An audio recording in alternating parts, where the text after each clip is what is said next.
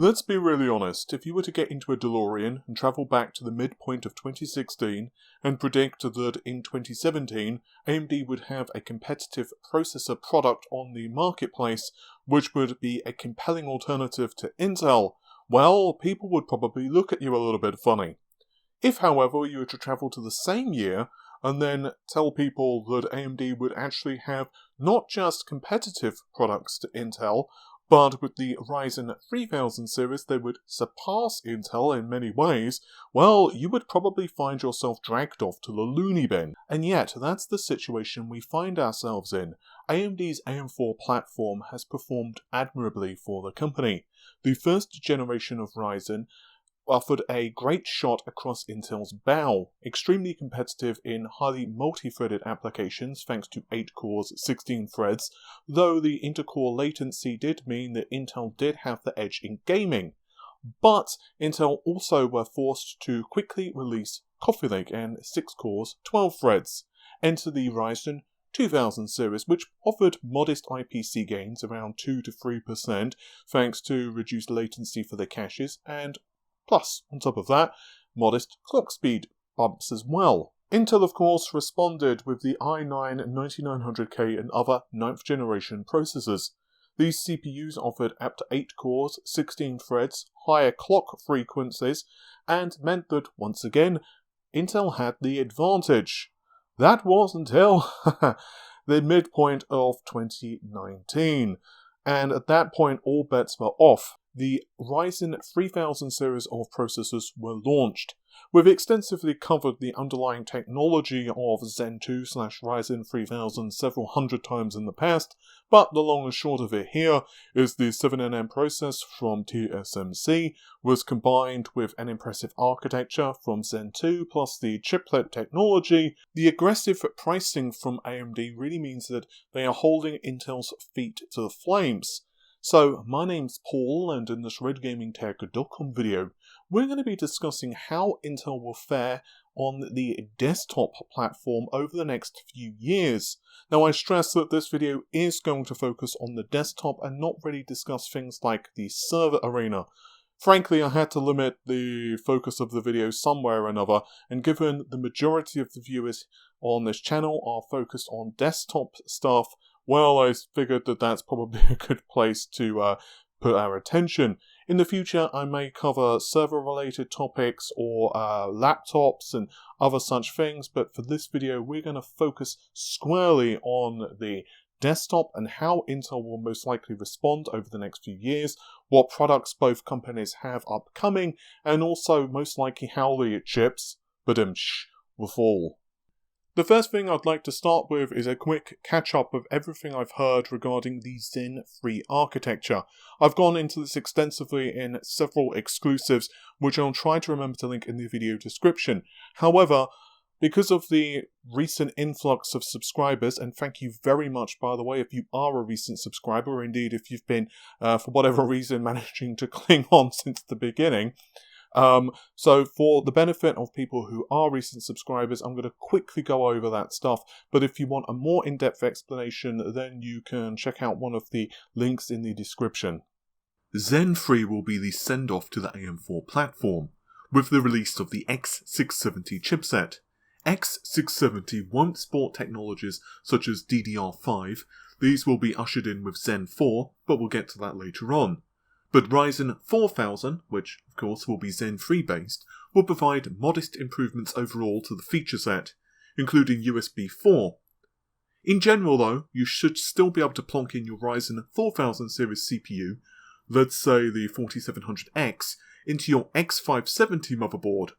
And we can also presume that as long as your motherboard vendor ships out updated BIOSes, you should even be able to use that X370 motherboard that you bought back in mid-2017. So you could update the BIOS, take out your 1700X and put in the 4700X, and you will probably be a very happy camper. What I've also been told is the chips themselves will not increase core count compared to the Ryzen 3000 series, for a variety of reasons. Once again, I've gone into this deeper in my exclusives, but instead we will see a slightly higher clock frequency. From the early engineering samples, I'm hearing 100 MHz-ish is a safe bet, but it could be a little bit higher. But this is also tied into improved algorithms to sustain more consistent boosting speeds, although only one source has told me this and his statements were pretty vague on how it works. I've also been told by multiple people now that the IPC of Zen 3 is notably higher than Zen 2. And I've also been told by several folks that single core performance has gone up drastically, and could be in the double digits, 10% plus. A few sources have also told me that single core performance is higher than this, but what's interesting is that multiple sources have also said that Zen 3's integer performance is around 10 to 12% faster than Zen 2, though Bits and Chips on Twitter told me that it's 50% improvement in floating point performance. This was also suggested by someone else, but I can't verify how good the second source's information is, so I will use Bits and Chips as the primary here. For mixed workload, I've been told that 17%-ish could be possible. A couple of people have told me this, but there are some caveats. There are some also enhancements on how the caches work. Increased bandwidth seems to be a thing for level 1 cache, and level 3 cache appears to be larger and also unified. This was hinted by an official slide that AMD themselves made public, and the level 3 cache in particular will be of importance for gaming workloads and latency-sensitive applications. Long story short, it looks like Zen 3 is going to be monstrous, and something that the folks at AMD such as Forrest Norrod have been pointing to as well. I did however get a small update from one source, cautioning that game performance across the board may not see such a radical IPC gain compared to other applications, and that's because games are typically more latency sensitive. He's trying to gather more information about this, so some of this is an educated guess on his part based upon what he knows, so please take this part with a pinch of salt. But one reason that current Ryzen CPUs suffer a bit more in gaming performance compared to Intel is because of how the CCXs are designed and also how level 3 cache of current Zen functions. Basically, each of the 4 cores gets level 3 cache, but this is tied together on the chiplet. However, there's a latency penalty if a core needs to fetch data from the other level 3 cache, and this is increased even further if it's on another chiplet. So for example, chiplet 0 needs to access some data that's in chiplet 1's cache. This is a primary cause for processors featuring the Skylake architecture, such as the 9900K, being so good in games because the ring bus architecture has very low latency. And this also is one of the reasons that it also has an advantage over Skylake X. Games are more latency sensitive than applications such as, let's say, Blender. But what we don't know yet from my sources is what's actually happening to things such as instruction prefetchers on Zen and also the Infinity Fabric changes, which could make an impact here. Does that mean then that Intel will continue to have a dominance over Zen 3 in gaming? No, not necessarily. Just that there's more variables here than running an application like Blender. It's possible that Intel and AMD will be much closer, particularly given that the core advantage that AMD has over Intel won't be so important in games as such as, say, the Adobe suite. But I feel that pricing will be a big part of this, and we'll get more into that in just a moment. I don't have an exact release date for the Ryzen 4000 series. I have been told it's going to be at the earliest the third quarter of 2020, but honestly I wouldn't be surprised if it slips until the fourth quarter of 2020. I have however been told by an extremely reliable source, the same source who told me the July 7th release date for the Ryzen 3000 series, that we will see Zen 4/Ryzen 5000 launch next year, so that would be 2021 if you're watching this in the far-flung future. This of course will be on the AM5 platform. This means that Ryzen 4000 will certainly launch before the end of the year, but once again we don't have an exact time frame. Okay, so how will Intel compete over the next couple of years? Well, they're going to be starting out, of course, with Comet Lake. So what is Comet Lake? In a nutshell, it's Skylake again albeit cranked up to the maximum potential you can imagine this architecture could possibly put out. It's going to have up to 10 cores, 20 threads. The clock frequency has increased yet again. And we also see a shift to the LGA 1200 platform. The LGA 1200 platform will obviously have more pins, and many of those are reportedly going to be for power delivery. There is also supposedly a beefed up VRM on the boards as well, which is obviously going to be of critical importance.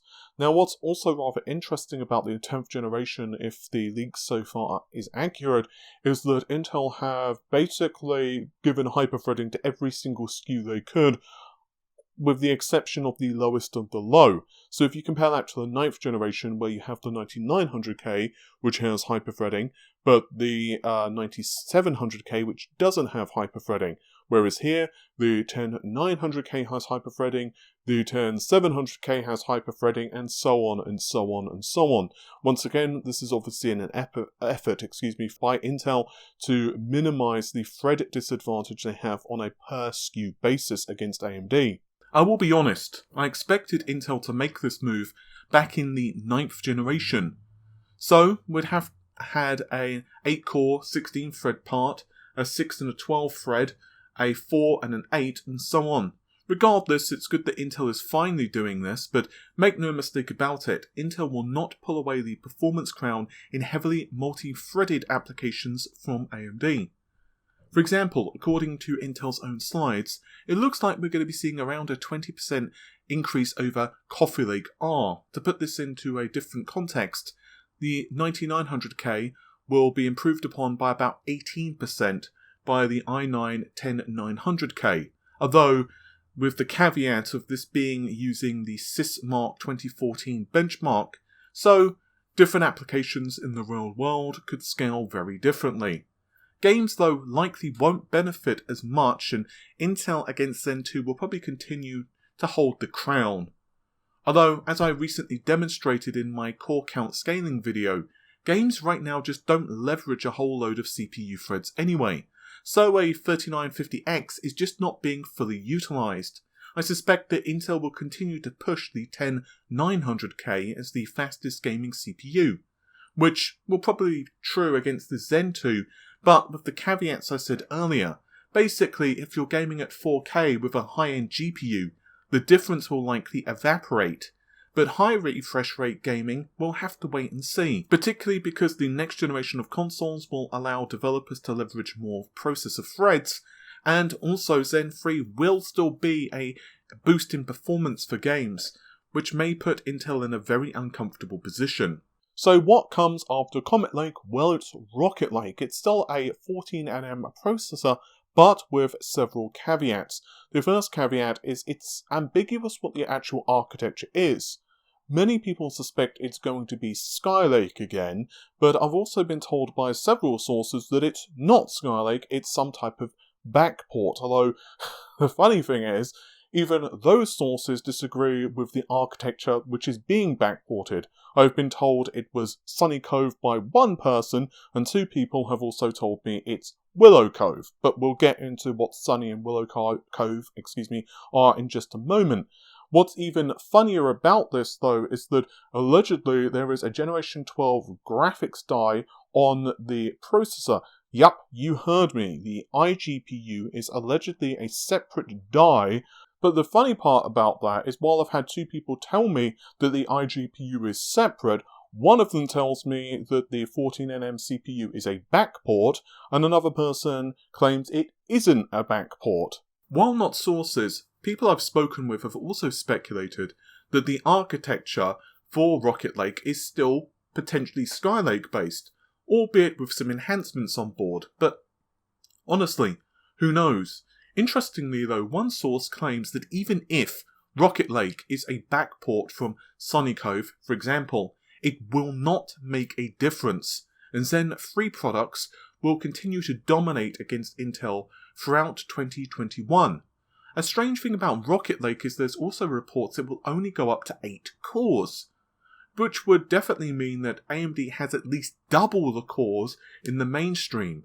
It's hard to imagine AMD losing to Intel in any productivity applications here, just given to the sheer weight of cores. So that's it then, right? Intel are finished. They're done. Well, such headlines are great for articles and they grab your attention for YouTube videos, but realistically, no. Firstly, there's already reports that Intel will be cutting their prices for the second half of 2020, potentially a little bit earlier. Currently, Intel is being constrained in supply, which they're pledging to increase throughout 2020 for their various nodes. But even so, their chips are selling well on desktop and continue to dominate servers. Intel do realise though that Zen 3, even with modest IPC gains, let's say the bump is only 8% for IPC-ish on average, which is less than what I'm hearing, and a small bump in clock frequency would probably spell doom to the Comet Lake processors if they had expensive pricing.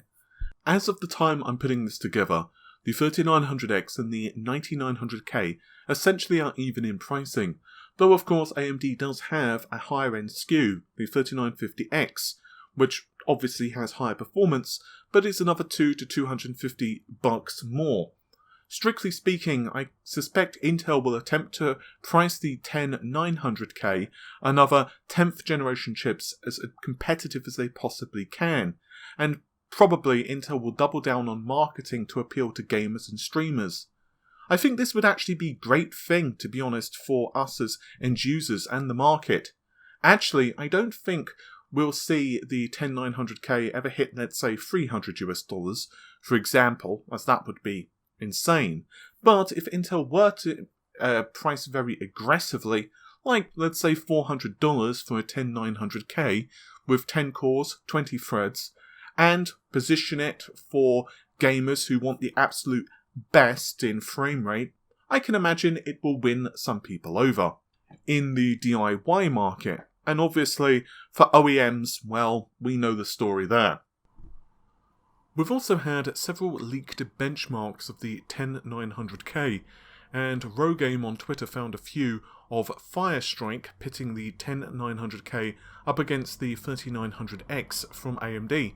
Given this silicon hasn't launched as of the time I'm writing this, I'll keep this fairly brief, but you can see Intel's offerings does a fairly decent job against AMD's 3900X, and seems right in line with what you would expect versus its predecessor. Perhaps final biases and revisions will nudge performance a little bit more, and who knows how much difference faster RAM would impact 10 processor cores. We know of course that RAM speed has a lesser impact for Intel's Skylake architecture versus AMD's Ryzen. The thing is though, AMD's processor does this at a much lower power consumption, so while Intel's processor may be competitive in terms of performance, it also does so at the cost of a lot more energy. Strictly speaking, I suspect that Intel cannot compete in the next 12 to 18 months when it comes to sheer performance, particularly when it comes to core count against AMD.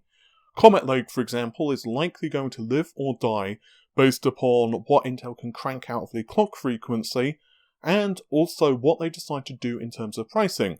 There are reportedly going to be price cuts in Intel's future, and those are going to be critical to face off the competition from AMD. On the AMD side of things, I was told that the Zen 3 processors for desktop are going to be the final CPUs which support technologies such as DDR4, and they will be shifting to the AM5 platform, which also brings several questions to the table.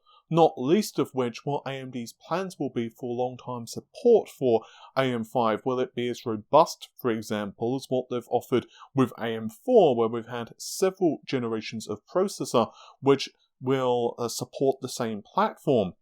Furthermore, another question is what is going to happen with the core count?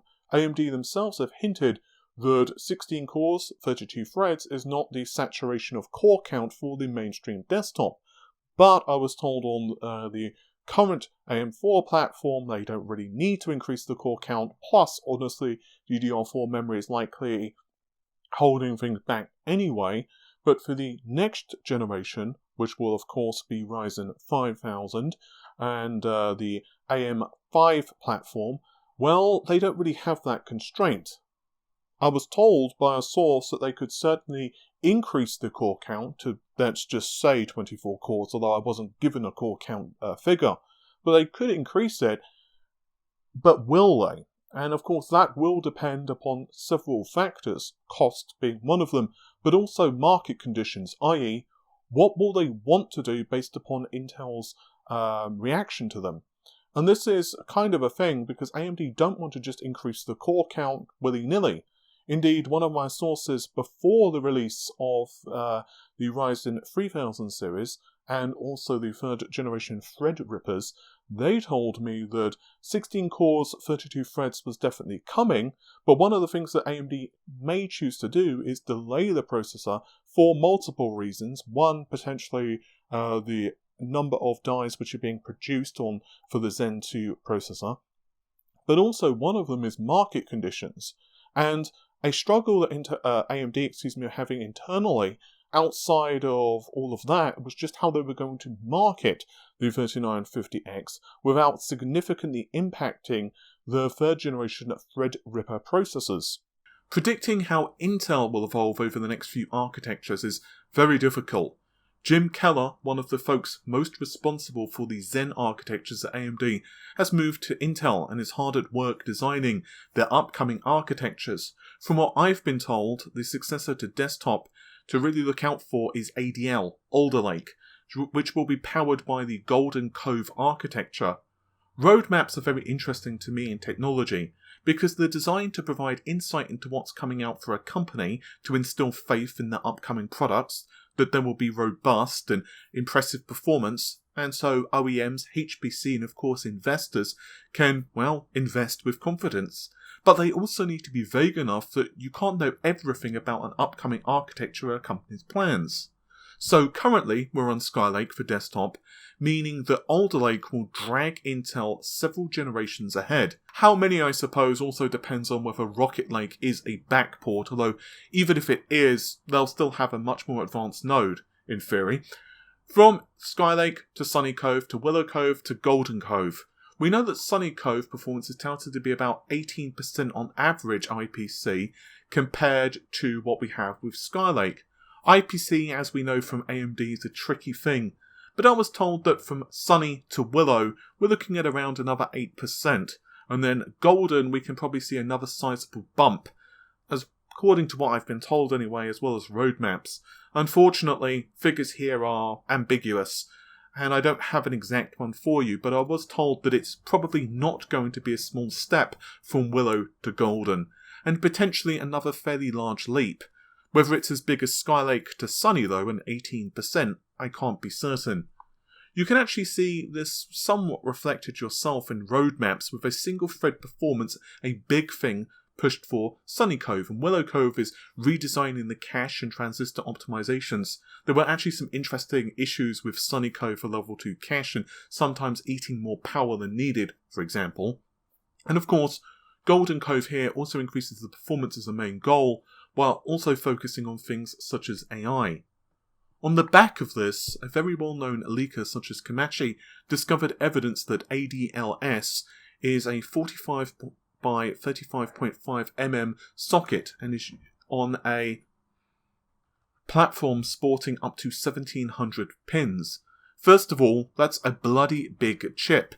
Speaking to Komachi and a few other people in private, it looks like this is a multi-chip package which is on the same die. But what the combination of packages are, unfortunately we don't know yet. It could be potentially some type of chiplet design like Ryzen with a combination of chips depending upon the scenario, i.e. we could have two sets of chips just for CPU performance, or a chiplet, let's say 8 to 10 cores, with an Intel Xe GPU with a decent number of execution units. Either way, the 1700 pins is interesting. There's a great thread speculating about this on Twitter, I'll link it in the video description, where the retired engineer, who made some pretty darn accurate architectural drawings of Zen 2 prior to the launch of the processors, and others went into this. Long story short, the likely scenario seems to be that there will be an increased number of PCIe lanes. Komachi seems to believe that we'll see more PCIe lanes. This will probably eat up another 100-ish pins, but also we'll see a shift to DDR5. But obviously that still leaves an awful lot of pins unaccounted for. 500 plus compared to LGA 1200. The only thing which makes any sense at all right now is the PCH being merged directly onto the chip, shifting this from the board directly to the die. Either way, what seems to be agreed upon is that Golden Cove, such as Alder Lake, is going to be of paramount importance for Intel and their fight against AMD for the dominance of the CPU arena. We should also spend a few minutes going over Intel's process roadmap, and yes, I am only going to spend a few minutes discussing this. I know that might seem crazy to some, but honestly, we've gone into Intel's 10M delays and woes several times in the past, and quite frankly, really going into this roadmap, I'd like to make it a separate video. But this updated roadmap, which Intel shown off to the press in late 2019, Intel are pledging by 2029 to shift to the 1.4 nm node, which is, let's be honest, a very lofty goal, and much skepticism has been levied in the direction of Intel because of this. 7 nm should hit next year, and I am hearing from some people in the industry that it's better shape compared to 10 nm. After all, it's had different design goals, and furthermore, a different team has been leading the charge on 7 nm. Intel's latter CPUs, such as Golden Cove, will take advantage of these newer nodes, although interestingly, fuel to the backport rumours of Rocket Lake, for example, can be seen simply because Intel themselves specifically mention backporting opportunities. We can see that there is iterative plus variants of nodes too. Overall, their process roadmap is very ambitious to be sure, and skepticism of hitting these targets after so many delays, particularly with 10nm, is, well, honestly understandable. Fortunately for Intel, their 14nm process with its multiple pluses has been serving them fairly well, but there is only a certain amount they can push it. So honestly, if they don't get 7nm, for example, working by the dates that they're pledging here, they're going to be in a whole lot of trouble. And it's also worth spending just a moment to clarify that 7nm from Intel is different from 7nm of TSMC, and so on and so on. So then, what's the bottom line? Well, since the launch of the original Ryzen processors, it's obvious that Intel have been on an uneven footing. But this has gotten worse. And it's quite interesting because one of the sources which gave me a lot of information for the Ryzen 3000 series, if you look back at one of my articles, told me that Intel were definitely feeling quite, let's say, nervous regarding their future in the desktop arena. And they were not really sure if Comet Lake, let alone Coffee Lake, would be enough to compete against the Ryzen 3000 series. And it's not necessarily just a case of a performance in games, but overall, another really big issue that Intel consistently have are the various PR blunders, which seem to be a consistent theme in the company. And these PR blunders are sometimes their own doing, but also, of course, the rampant security issues which have plagued Intel CPUs. The PR blunders, though, yeah, we all know what they are. They're let's say, iffy benchmarks and just silly statements and so on and so on. I will say AMD's hands are not squeaky clean here, and I definitely feel at points they should be a little more transparent with some of the testing conditions that they've used for their products. For example, when we were briefed on the 3950X, you actually had no mention at all of the GPU that was being tested.